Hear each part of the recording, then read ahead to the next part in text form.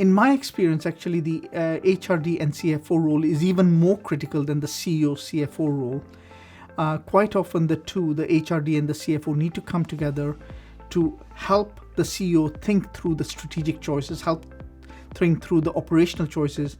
And the more aligned the two are, the easier we enable the CEO to make more informed choices. So I think there's an interesting dynamic in the relationship between the HRD or Chief People Officer and the CFO. I've been very lucky in a number of the organisations I've worked in to actually have, I think, a really good partnership in that. So I think the old way was maybe a series of bilateral relationships between the CEO and their report, so the CFO and the HRD, and those two people did not directly interact.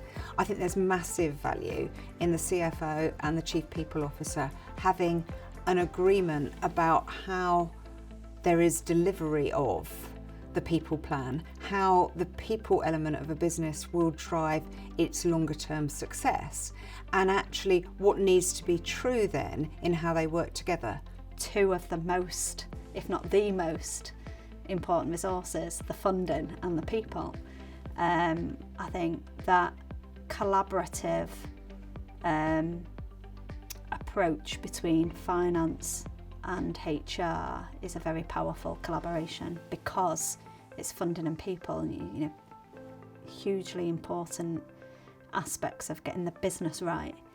I also think the skill sets are complementary. Most people that go on to be a CFO tend to be a little more quantitative, a little less soft in their thinking, and vice versa. And so I think a Chief People Officer can bring humanity to a CFO, and a CFO can bring clarity and precision to some of the planning of a Chief People Officer, and that can only be a win for the organisation. What do I welcome in that relationship? Open dialogue, collaborative thinking, challenge, and coming at it from those different perspectives.